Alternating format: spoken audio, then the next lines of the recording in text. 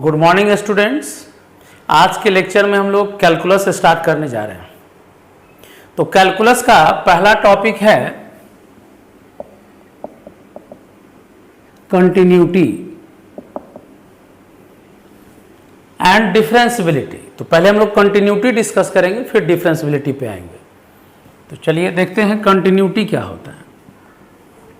तो आप जानते हैं कि कोई भी फंक्शन है तो हर फंक्शन का ग्राफ होगा।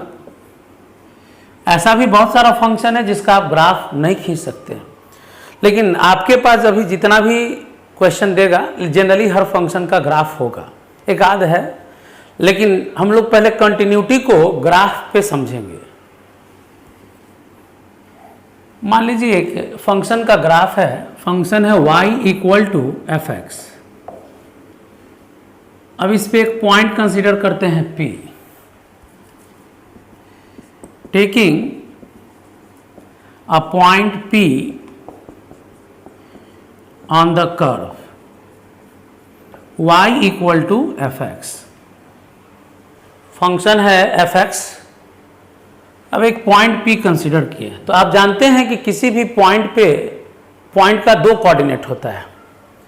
मान लेते हैं let x equal to A. Point P पर x कोऑर्डिनेट a है, तो अब बताइए y कोऑर्डिनेट क्या होगा। x का वैल्यू a लेंगे, देखिए x की जगह a डालेंगे तो y का वैल्यू एफ ए मिल जाएगा। x की जगह a लेंगे तो y का वैल्यू हो जाएगा एफ ए। तो कह सकते हैं पॉइंट P का कोऑर्डिनेट हो गया a एफ ए। ध्यान दीजिएगा, ये जो लेंथ हुआ ये x का वैल्यू a हो गया यहाँ से यहाँ, और ये जो लेंथ हो गया y का वैल्यू, तो y का वैल्यू किसके बराबर है, एफ ए के बराबर है। तो अगर कोई भी पॉइंट लेते हैं तो उसका दो कोऑर्डिनेट होता है, x कोऑर्डिनेट और y कोऑर्डिनेट। अब ये पॉइंट a है, देखिएगा ध्यान से, a हुआ, x का वैल्यू a। अब इससे थोड़ा पीछे चलिए, अभी बहुत ज़्यादा पीछे हट गए, यहाँ इस लेंथ को h मान लेते हैं। बताइए ये a है और ये h है, तो ये कितना बचा, a माइनस एच बचेगा, यानी ये जो पॉइंट हो गया a माइनस एच हो गया। अगर ये a है और ये लेंथ h है तो बैक गए हैं तो a माइनस एच। वैसे ही अगर हम आगे चले जाएं h, तो इस पॉइंट का वैल्यू हो जाएगा, देखिए यहाँ से यहाँ a हुआ और h और ले लिए तो ये हो गया a प्लस एच। तो इस पॉइंट को Q मान लेते हैं और इस पॉइंट को R मान लेते हैं। तो पहले तो पॉइंट P लिए थे A F A। अब एट Q, चलिए Q x की जगह a माइनस एच लेंगे तो y की जगह एफ ए माइनस एच होगा। x का वैल्यू क्या ले रहे हैं, a माइनस एच, तो y का वैल्यू क्या हो जाएगा, एफ ए माइनस एच। वैसे ही एक पॉइंट कंसीडर किए हैं R, तो x का वैल्यू R पे क्या है, तो R पे x का वैल्यू क्या माने हम लोग, a प्लस एच। तो अब y का वैल्यू, तो y किसके बराबर है, एफ एक्स। तो x की जगह क्या पुट कर देंगे, a प्लस एच, तो एफ ए प्लस एच। तो x का वैल्यू a लिए तो y का वैल्यू हो गया एफ ए। x की जगह a माइनस एच लिए तो y का वैल्यू हो गया F A minus H. x की जगह a प्लस एच लेना है तो y की जगह हो जाएगा एफ ए प्लस एच। तो देखिए हर पॉइंट का दो कोऑर्डिनेट है, x कोऑर्डिनेट y कोऑर्डिनेट। तो यहाँ पे तीन पॉइंट है। लेकिन अगर हम एक कंडीशन ले लें, if h tends to zero, h का वैल्यू क्या ले लें, जीरो। तो चलिए h को जीरो करते हैं। तो देखिए जब h को जीरो करेंगे तो अभी तो h इतना बड़ा है, लेकिन h को अगर जीरो करते हैं तो जैसे जैसे h को कम करेंगे तो ये जो वैल्यू है इधर आ जाएगा। जैसे अभी h इतना बड़ा है, अब h को घटाएंगे तो ये जो पॉइंट है यहाँ इधर साइड में मूव करेगा इस तरह से। तो देखिए जब h को जीरो कर रहे हैं तो ये इधर मूव कर रहा है, यानी r किसके पास चला जाएगा, p के पास। अब खुद देखिए ना, एक पॉइंट a है और एक पॉइंट a प्लस एच है। अगर हम h को जीरो कर दें तो a प्लस जीरो a हो जाएगा।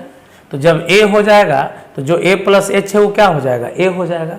यानी r कहाँ मूव कर गया, p पर।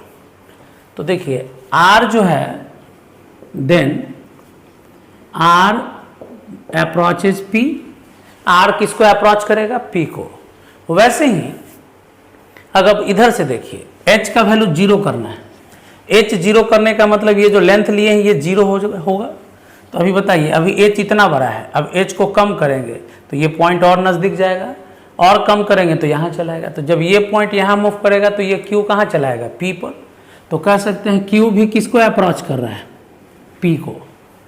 यानी H को अगर 0 कर दिया जाए तो R और Q किसके पास चलाएगा? P के पास चलाएगा। तो देखिए R और Q जब P के तरफ मूव कर रहा है तो जो जिस रास्ता पे मूव कर रहा है, जैसे जैसे ये आगे जाएगा तो Q इसी रास्ता पे मूव करेगा, जैसे जैसे H 0 करेंगे तो ये R इस रास्ता पे मूव करेगा। तो देखिए P के नज़दीक जाते समय Q और R को एक स्मूथ पाथ मिल रहा है, उस पाथ में कोई गैप नहीं है। तो अब इस केस में क्या देख रहे हैं कि Q भी P के नज़दीक पहुंच गया, R भी P के नज़दीक पहुंच रहा है।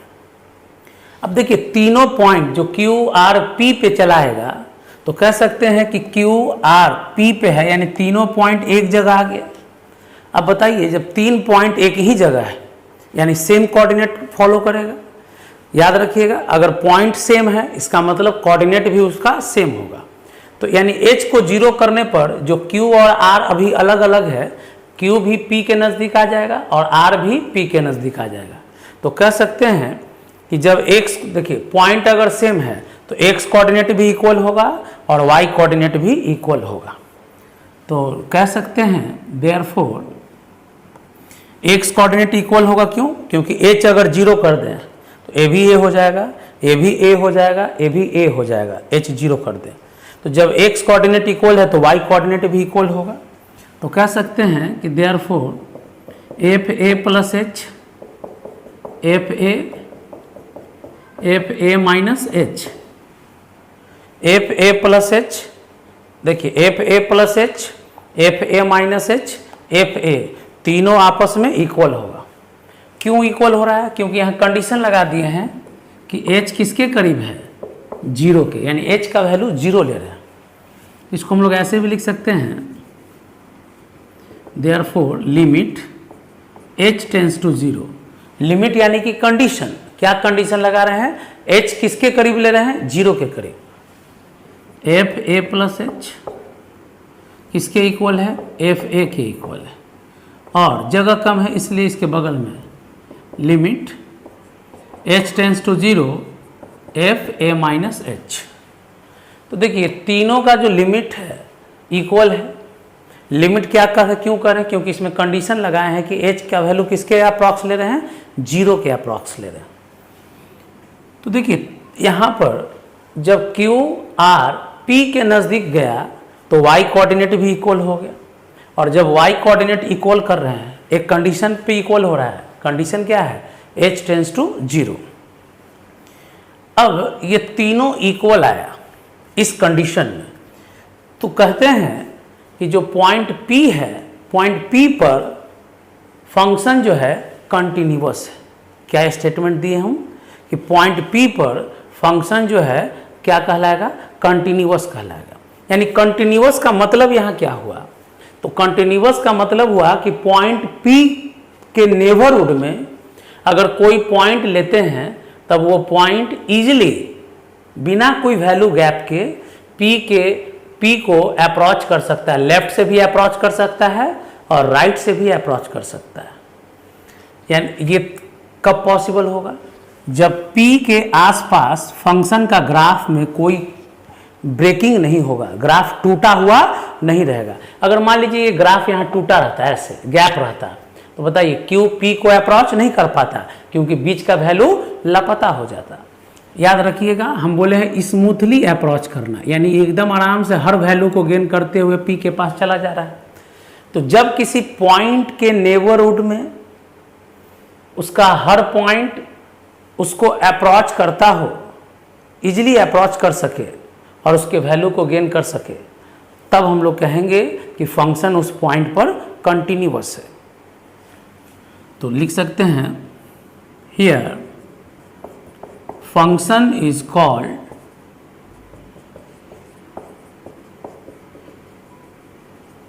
Continuous at x equal to a। यहाँ फंक्शन को क्या कहेंगे हम लोग? कंटिन्यूअस कहेंगे। तो कंटिन्यूअस का मतलब यहाँ क्या हुआ कि उस पॉइंट के नेबरहुड में कहीं भी कहीं भी दो पॉइंट अगर कंसीडर करते हैं तो वो पॉइंट इजीली p को मैंने पॉइंट को अप्रोच कर सकता हो, यानी ग्राफ में कहीं कोई ब्रेकिंग नहीं होना चाहिए। ग्राफ के नेबरहुड में पॉइंट पे तो बात कर ही रहे हैं, लेकिन पॉइंट के नेबरहुड में, नेबरहुड का मतलब पॉइंट से थोड़ा पहले और पॉइंट के थोड़ा बाद, ग्राफ में कोई ब्रेकिंग नहीं होना चाहिए, तब कहेंगे कि फंक्शन क्या है? कंटिन्यूअस है। और जब फंक्शन कंटिन्यूअस है तो हम लोग एक कंडीशन निकाल लिए कि राइट से अप्रोच करिए या लेफ्ट से अप्रोच कीजिए पॉइंट को। ये हुआ राइट से अप्रोच करना और ये हुआ लेफ्ट से अप्रोच करना। तो लेफ्ट से अप्रोच कीजिए या राइट से अप्रोच कीजिए, दोनों केस में वैल्यू क्या है? किसके बराबर है? एफ ए के बराबर है। अब 11th क्लास में आप इसका नाम जानते हैं क्या? तो कहते हैं इस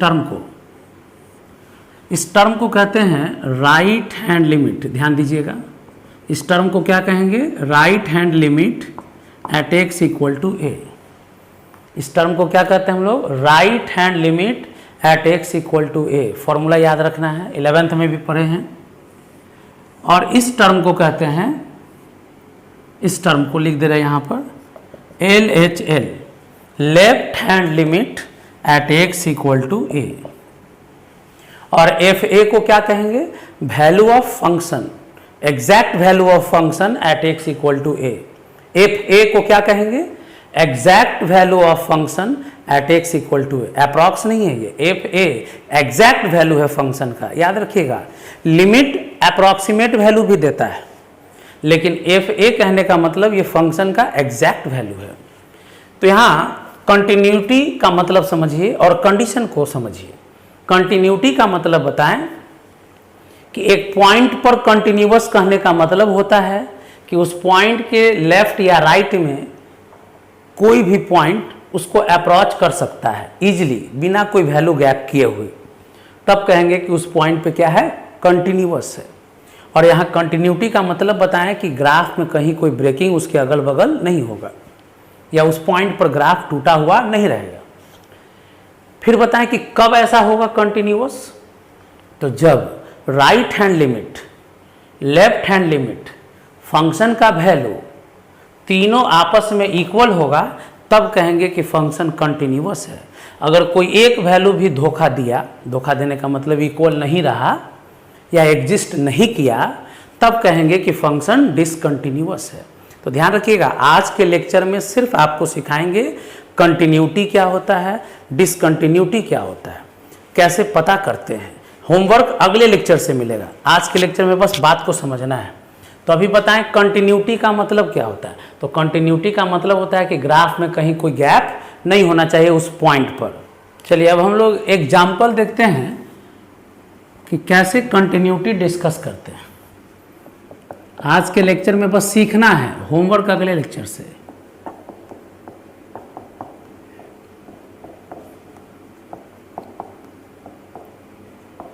अब देखिए, एक फंक्शन दिया हुआ है और कह रहा है कि चेक करो continuity, to check continuity at x equal to 1।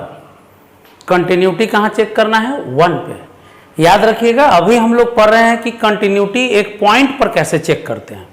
उसके बाद फिर हम आपको पढ़ाएंगे कि कंटिन्यूटी इंटरवल में कैसे चेक करेंगे। तो फंक्शन दिया हुआ है और 1 पे कंटिन्यूटी चेक करना है। अब देखिए, फंक्शन 12 में भी पढ़े, 11th में भी पढ़े।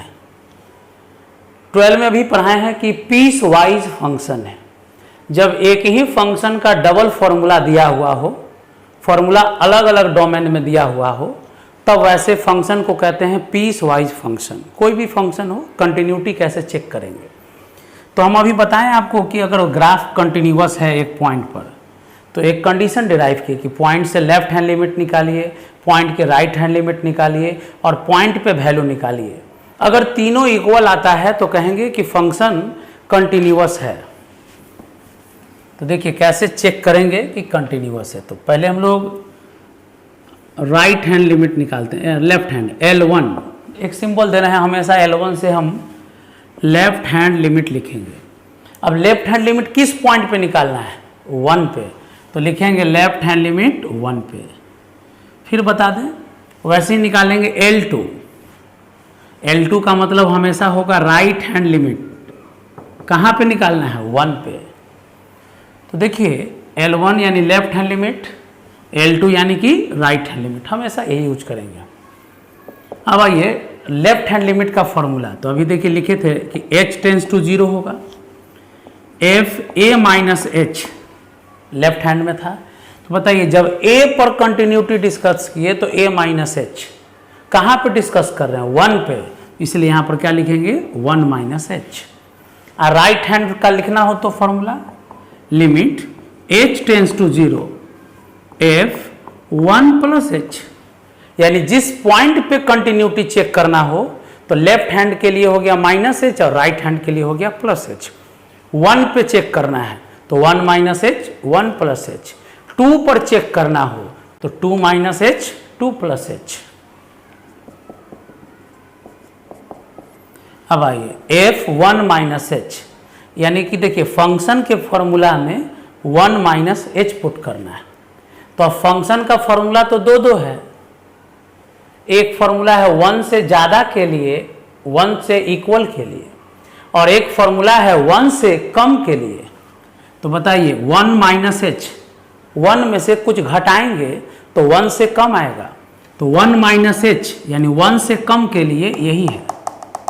तो देखिए फॉर्मूला है 2x प्लस 2, फॉर्मूला लिख लिए 2x प्लस 2, लेकिन ये बताइए फॉर्मूला में x की जगह क्या पुट करना है? 1 माइनस एच। अब बताइए h का वैल्यू क्या है? 0।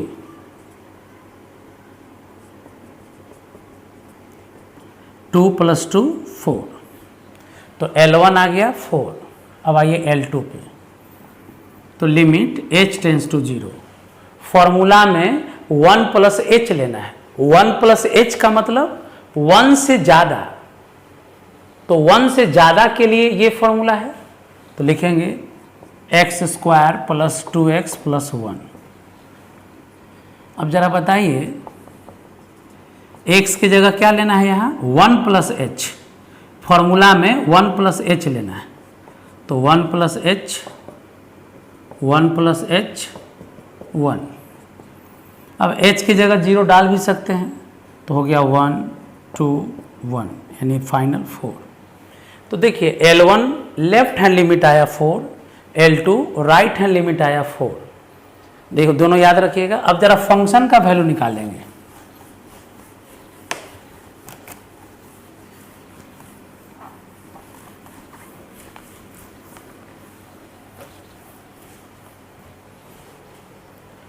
नाउ देखिए 3 टर्म निकालते हैं, L1 left hand limit, L2 right hand limit, और फंक्शन का वैल्यू 1 एफ ए। तो जब ए पे चेक करना होगा तो एफ ए, 1 पे चेक करना है तो F1, 2 पे चेक करना होता तो F2, तो F1 यानी अब देखिए फॉर्मूला में 1 पुट करना है, तो अब 1 के इक्वल पे बात हो रहा है, तो 1 के इक्वल के लिए यही फॉर्मूला है। अब इस फॉर्मूला में x की जगह 1 पुट कर दीजिए, फाइनली वी गेट 4। देयरफॉर अब बताइए L1 L2 और F1 left hand limit right hand limit function का वैल्यू तीनों अगर इक्वल आ गया तो लिखेंगे hence function is continuous at x equal to 1। कहाँ पे कंटिन्यूटी चेक किए थे? 1 पे। तो कैसे एक पॉइंट पे कंटिन्यूटी चेक करना है ये पहले समझ में आना चाहिए।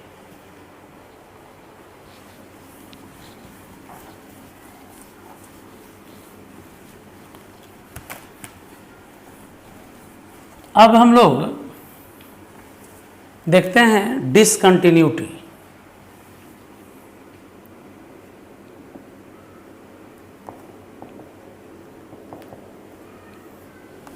तो हम आपको अभी बताए हैं कि डिसकंटिन्यूटी कब आएगा, तो जब कंटिन्यूअस नहीं रहेगा, यानी कि जब ग्राफ इस तरह का स्मूथ ग्राफ नहीं, स्मूथ कहने का मतलब नहीं, कंटिन्यूअस यानी लगातार नहीं हो, बीच में टूट गया हो, जिस पॉइंट पे बात कर रहे हैं उसी पॉइंट पे गैप हो गया हो, तब कहेंगे कि वो डिसकंटिन्यूअस है। और इसका कंडीशन है कि अगर तीनों में से, कौन कौन तीनों हैं, L1, L2 और फंक्शन का वैल्यू, अगर तीनों में से कोई एक भी अनइक्वल आ जाए या एग्जिस्ट नहीं करता हो, तब कहेंगे कि फंक्शन डिसकंटिन्यूअस है। अब देखिए 3 केस हो सकता है। पहला, अभी बताएं कि L1, L2 एग्जिस्ट करता हो, बट L1, L2 के इक्वल तो है लेकिन FA के इक्वल नहीं है। ध्यान दीजिएगा, L1, L2 एग्जिस्ट करता हो, एग्जिस्ट करने का मतलब कोई फाइनाइट वैल्यू मिलता हो उसको, L1, L2 का फाइनाइट वैल्यू मिलता हो, लेकिन L1, L2 इक्वल तो है, L1, L2 इक्वल है, L1, L2 एग्जिस्ट भी कर रहा है और L1, L2 इक्वल भी है, लेकिन फंक्शन का वैल्यू इक्वल नहीं है, तब then this type of discontinuity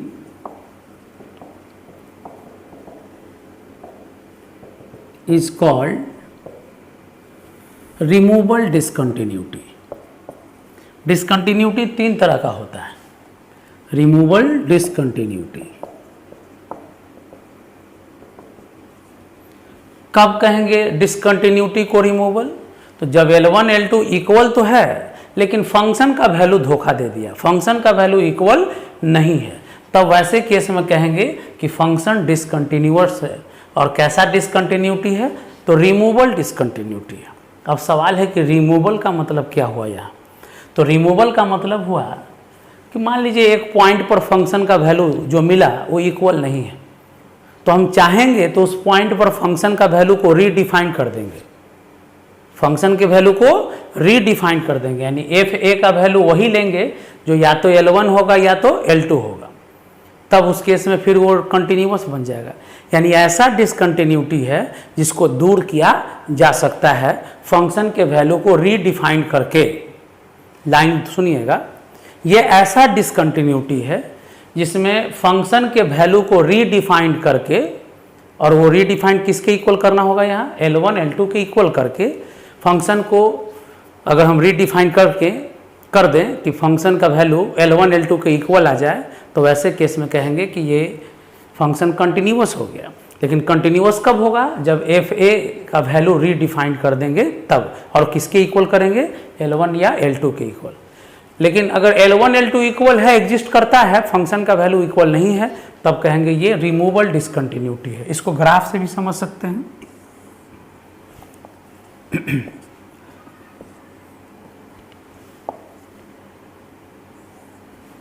तो कहिएगा तो कंटिन्यूअस बना दिए, नहीं नहीं, मान लीजिए x का वैल्यू a है, यहाँ गैप हो गया, कहने का मतलब x का वैल्यू a लेने पर मान लीजिए वैल्यू ऊपर मिल रहा है ये, तो बताइए L1 तो इधर हो गया बैक लेफ्ट हैंड, और ये क्या हो गया राइट हैंड। तो देखिए जब अप्रोच करेगा तो L1 और L2 इक्वल तो हो जाएगा, लेकिन ये बताइए फंक्शन का वैल्यू देख रहे हैं ऊपर में जानबूझ के लिए, या तो ऊपर में ले लेंगे या नीचे में ले लेंगे। तो देखिए ये फंक्शन का वैल्यू हो गया, ये L1 हो गया, ये L2 हो गया, तो L1 L2 तो इक्वल हो जाएगा अप्रोच के समय, अप्रोच करने के समय, लेकिन फंक्शन का वैल्यू कुछ ज़्यादा हाइट पर है, ये इक्वल नहीं है। यानी यहाँ L1 L2 तो इक्वल होगा लेकिन फंक्शन का वैल्यू इक्वल नहीं होगा, तब ऐसे केस में कहेंगे कि ये कैसा डिसकंटिन्यूटी है, रिमूवल डिसकंटिन्यूटी।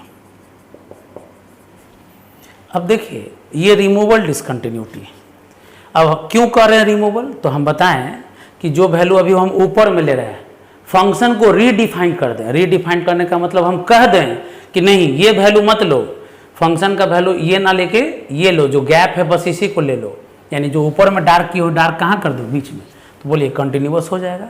बस इसलिए इसको कह रहे हैं रिमूवल डिसकंटिन्यूटी। रिमूवल डिसकंटिन्यूटी में बताएं कि L1 और L2 का वैल्यू एग्जिस्ट करता है इक्वल भी होता है लेकिन फंक्शन का वैल्यू इक्वल नहीं होता है, वैसे केस में कहेंगे ये रिमूवल डिसकंटिन्यूटी है।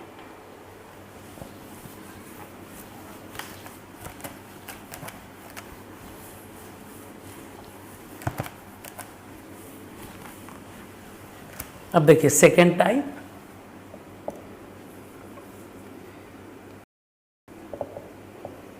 Discontinuity of first type.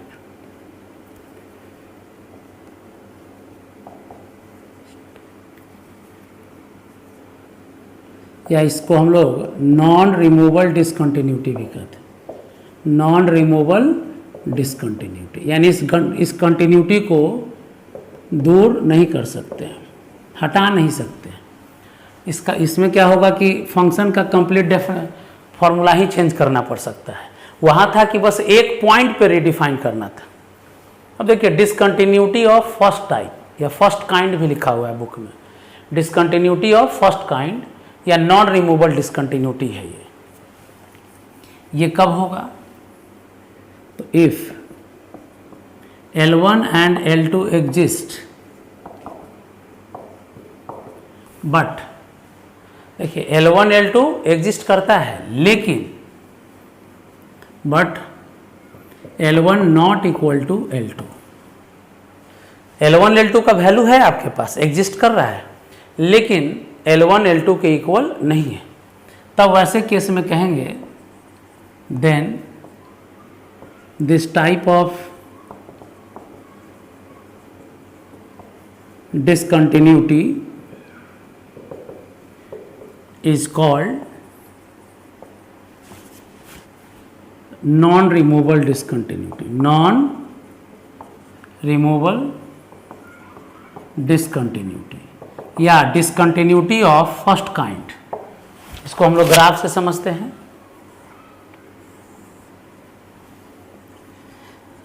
One NDA वगैरह जिनको देना है तो ग्राफ को ज़्यादा याद रखेंगे, क्योंकि ग्राफ देख के आपको कंटिन्यूटी डिसकंटिन्यूटी का टाइप डिस्कस करना पड़ सकता है। देखिए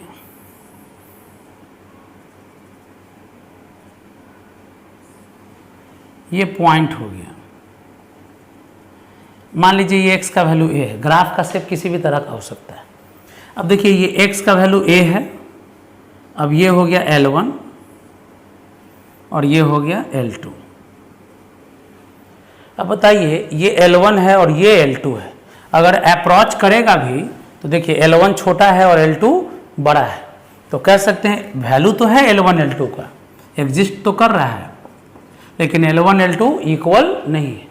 तो देखिए जब लिमिट एग्जिस्ट करता हो लेफ्ट हैंड राइट हैंड लेकिन इक्वल नहीं हो, तो वैसे केस में कहेंगे कि ये डिसकंटिन्यूटी है फर्स्ट का टाइप का, फर्स्ट काइंड डिसकंटिन्यूटी। और फर्स्ट काइंड डिसकंटिन्यूटी को क्या कहेंगे हम लोग? Non removal discontinuity.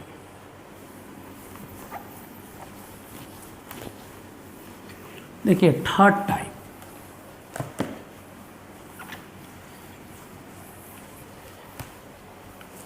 Third type में क्या होगा कि इफ आइदर L1 और L2 does not exist, then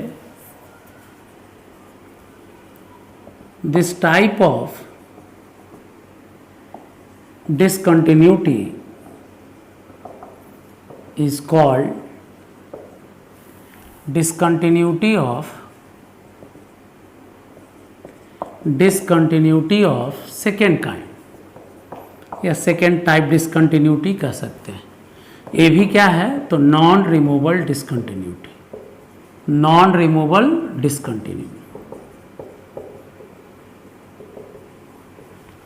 तो आपको हम बताएं कि L1 L2 लिमिट एग्जिस्ट नहीं करता हो, या तो L1 या तो L2, तब उस केस में कहेंगे कि ये कैसा डिसकंटिन्यूटी है? तो सेकेंड टाइप डिसकंटिन्यूटी है और ये भी नॉन रिमूवल है, लेकिन इसमें लिमिट एग्जिस्ट नहीं करता है। लिमिट एग्जिस्ट नहीं करने का मतलब हुआ, देखिए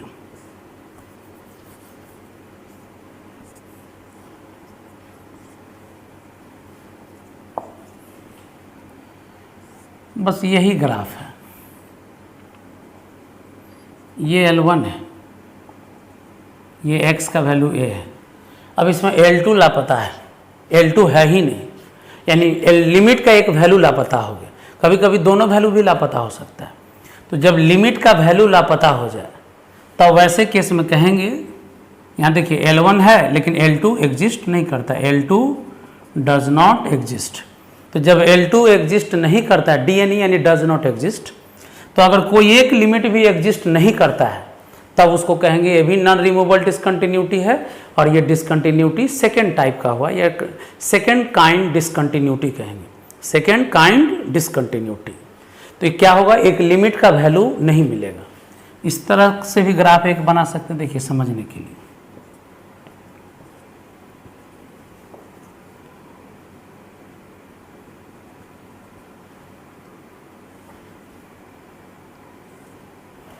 अब देखिए पॉइंट अगर ए है तो देखिए ए के पहले भी वैल्यू इन्फानाइट पर है, ए के बाद भी वैल्यू इन्फानाइट पर है।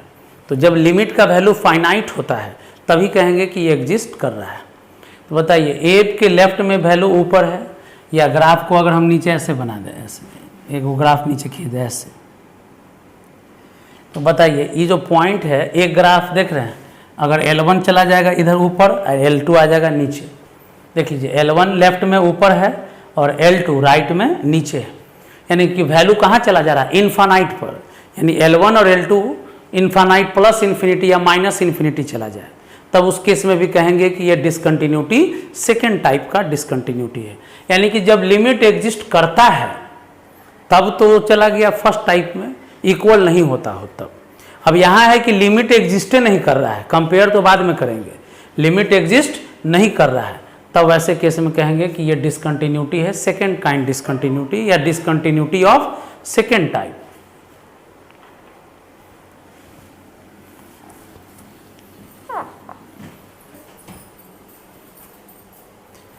अब हम लोग एग्जाम्पल देखते हैं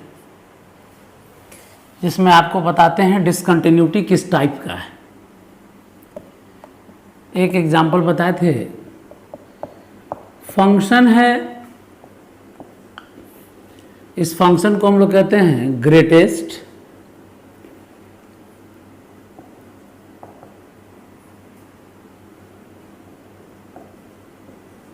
इंटीजर फंक्शन। अब देखिए greatest integer function, greatest integer function का मतलब होता है, इसका मतलब क्या होता है कि जैसे 1.9 भी है तो 1.9 का इंटीग्रल पार्ट 1 लेंगे, 1.8 है तो भी 1 होगा, अगर 2.5 है तो आंसर 2 होगा, क्योंकि 2.5 का इंटीग्रल 2 होता है, 2.7 भी होगा तो इसका वैल्यू 2 होता है। अब देखिए इसका कंटिन्यूटी चेक करते हैं हम लोग, किसी भी इंटीजर पे, to check continuity at x equal to 1। चलिए 1 पे इसका कंटिन्यूटी चेक करते हैं। तो ध्यान दीजिएगा, हम बोले कि कभी भी कंटिन्यूटी चेक करना हो तो L1, L2 और फंक्शन का वैल्यू, L1 को हम लोग कहते हैं left hand limit at x equal to 1, तो फॉर्मूला लिखेंगे limit h tends to 0 f 1 minus h। अब limit h tends to 0, function में 1 माइनस h पुट करना है, तो फॉर्मूला तो यहाँ सिंपल यही है। तो इस ये जो फंक्शन का फॉर्मूला है, फॉर्मूला में इंटीग्रल x है, यानी x की जगह क्या पुट करेंगे, 1 माइनस h। अब देखिए 1 माइनस h का मतलब क्या होता है, इस डब्बा में 1 माइनस h, तो देखिए यहाँ h किसके करीब है, 0 के करीब है, याद रखिएगा 0 नहीं है, 0 के करीब है, यानी 1 माइनस h का मतलब 1 से थोड़ा सा कम। तो 1 से थोड़ा सा कम क्या लिख सकते हैं, तो 1 से थोड़ा सा कम 0.99 हो जाएगा। अब बताइए 0.99 में इंटीग्रल वैल्यू क्या आ गया, 0, यानी इस फंक्शन का लेफ्ट हैंड लिमिट 1 पे 0 आया। और वैसे ही L2 लिखते हैं, तो right hand limit at x equal to 1, तो राइट हैंड लिमिट का क्या फॉर्मूला होगा, limit h tends to 0 f 1 plus h। अब देखिए लिमिट h टेंस टू 0, 1 पे चेक करना है तो 1 प्लस h। अब देखिए फॉर्मूला में 1 प्लस h पुट करेंगे, तो फॉर्मूला तो यहाँ सिंपल दिया हुआ है, तो इस डब्बा में 1 प्लस h पुट किए। अब 1 प्लस h है, इसका मतलब 1 प्लस h यानी 1 में थोड़ा सा कुछ ऐड करेंगे, तो 1 प्लस h यानी 1 से थोड़ा बड़ा नंबर लो, यानी 1.001, 1 से बड़ा है, थोड़ा सा बड़ा लेना है। अब 1.001 का इंटीग्रल वैल्यू क्या है, 1। तो अब देखिए हियर वी गेट, हम लोग को क्या मिला, L1 0 है, L1 0 है और L2 क्या है, 1। तो देखिए L1 का वैल्यू भी मिला, L2 का वैल्यू भी मिला, यानी L1 भी एग्जिस्ट कर रहा है, L2 भी एग्जिस्ट कर रहा है, बट तो कह सकते हैं therefore L1 not equal to L2। तो देखिए L1 L2 एग्जिस्ट कर रहा है लेकिन इक्वल नहीं है, तो कहेंगे दिस इज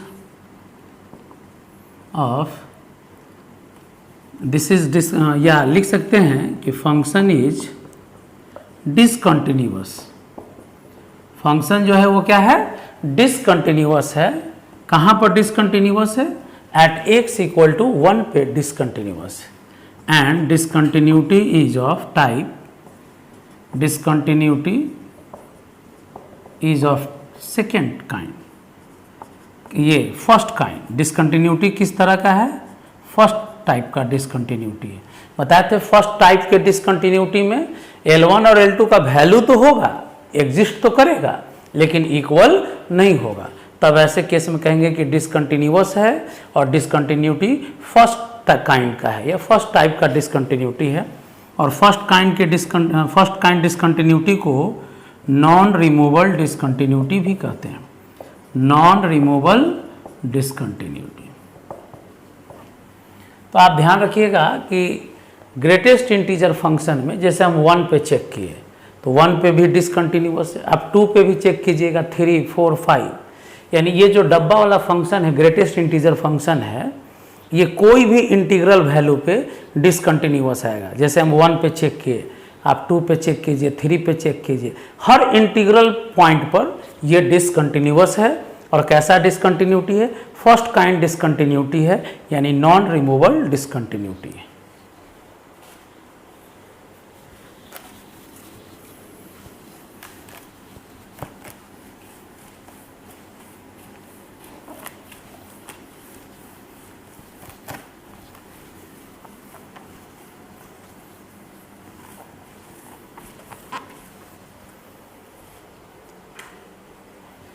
अब देखिए एक और क्वेश्चन, डिस्कस एग्जाम्पल 3। फंक्शन दिया हुआ है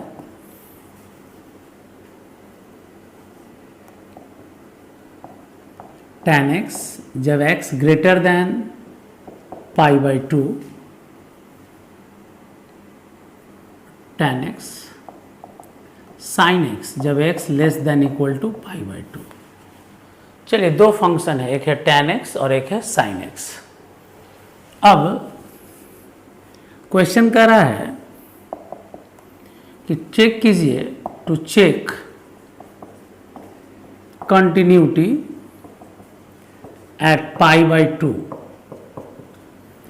चलिए π/2 पे कंटिन्यूटी चेक करना है, तो हम बोले हैं कि कभी भी कंटिन्यूटी चेक करना हो तो L1, L2 और फंक्शन का वैल्यू। L1 कौन देगा, तो L1 का मतलब होता है लेफ्ट हैंड लिमिट। अब देखिए किस पॉइंट पे निकालना है, π/2 पे, तो लिखेंगे π/2। अब लेफ्ट हैंड लिमिट का फॉर्मूला लिखेंगे लिमिट h टेंस टू 0। देखिए जब डेफिनेशन दिए थे a पर तो a माइनस h था, यहाँ π/2 पर तो लिखेंगे π/2 माइनस h। अब इस फॉर्मूला में देखिए f π/2 माइनस h, यानी अब देखिए फॉर्मूला में π/2 माइनस h लेना है, π/2 माइनस एच का मतलब π/2 से कम। अब देखिए फॉर्मूला 2 है, तो π/2 से कम के लिए कौन है? तो देखिए पहला वाला π/2 से ज़्यादा के लिए और ये दूसरा वाला जो है π/2 से कम के लिए, यानी ये फॉर्मूला जो है π/2 से कम साइन में पुट होगा। अब h के जगह 0 डाल दीजिए, तो π/2 माइनस 0। तो बताइए साइन π/2 यानी साइन 90 डिग्री का वैल्यू 1 होता है, तो L1 पता चल गया। अब L2 देखिए, limit h tends to 0, L2 क्या है यहाँ? तो राइट हैंड लिमिट किस पॉइंट पे निकाल रहे हैं? π/2 पे। इस चीज़ को समझना है, बस आज आपको इतना ही समझना है कि कंटिन्यूटी या डिसकंटिन्यूटी क्या होता है, कैसे चेक करते हैं। अगले लेक्चर में जब हम आपको बताएंगे तो पूरा बेहतरीन तरीके से आपको पहले लिमिट निकालना सिखाएंगे, लिमिट का कुछ फॉर्मूला भी बताएंगे जो 11th में था, तो सारा कुछ रिपीट करते हुए आगे बढ़ेंगे। आज बस आपको समझना है कि कंटिन्यूटी कैसे चेक करते हैं, डिसकंटिन्यूटी टाइप क्या होता है, डिसकंटिन्यूटी का टाइप कितना होता है। L2 क्या है यहाँ? राइट हैंड लिमिट π/2 पे, तो लिखेंगे limit h tends to 0। Function में राइट हैंड लिमिट निकालना है तो a पर तो a प्लस एच लेते थे, π/2 पर तो π/2 प्लस एच लेंगे, तो लिमिट h टेंस टू 0। अब बताइए फंक्शन में π/2 प्लस एच लेना है, यानी π/2 से ज़्यादा लेना है, तो π/2 से ज़्यादा के लिए फर्स्ट वाला फंक्शन है, तो लिखेंगे tan x की जगह क्या पुट करना है? π/2 प्लस एच। अब h का वैल्यू 0 डाल दीजिए। अब पढ़ें आपके tan 90 डिग्री का वैल्यू इन्फिनिटी होता है, तो बताइए यहाँ लिमिट L2 तो एग्जिस्ट नहीं किया, L2 का वैल्यू फाइनाइट तो मिला नहीं, तो यहाँ डिसकंटिन्यूटी किस तरह का आया?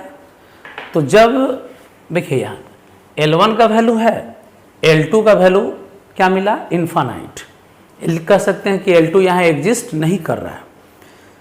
अब देखिए L2 एग्जिस्ट नहीं किया, तो हम बताए थे कि अगर कोई भी एक लिमिट एग्जिस्ट नहीं करता हो, या तो L1 या तो L2, कोई भी एक लिमिट अगर एग्जिस्ट नहीं करता हो, तब इस केस में कहेंगे कि ये डिसकंटिन्यूटी है सेकेंड काइंड। ये डिसकंटिन्यूटी किस तरह का है? सेकेंड काइंड डिसकंटिन्यूटी है, और सेकेंड काइंड डिसकंटिन्यूटी भी नॉन रिमूवल डिसकंटिन्यूटी होता है। तो हम आपको पढ़ाएं पहले कंटिन्यूटी क्या होता है। कंटिन्यूअस में तीनों बराबर होता है। डिसकंटिन्यूटी कब कहलाएगा? जब ग्राफ टूटा हुआ हो, उस पॉइंट पे गैप हो। इसके लिए बताएं कि तीनों में से L1 L2 या फंक्शन का वैल्यू, तीनों में से कोई एक इक्वल नहीं होगा या एग्जिस्ट नहीं करेगा। बताएं कि डिसकंटिन्यूटी पहला बताएं रिमूवल डिसकंटिन्यूटी, और नॉन रिमूवल में दो टाइप बताएं, एक सेकेंड काइंड और एक फर्स्ट काइंड। तो उस कंडीशन याद रखना है।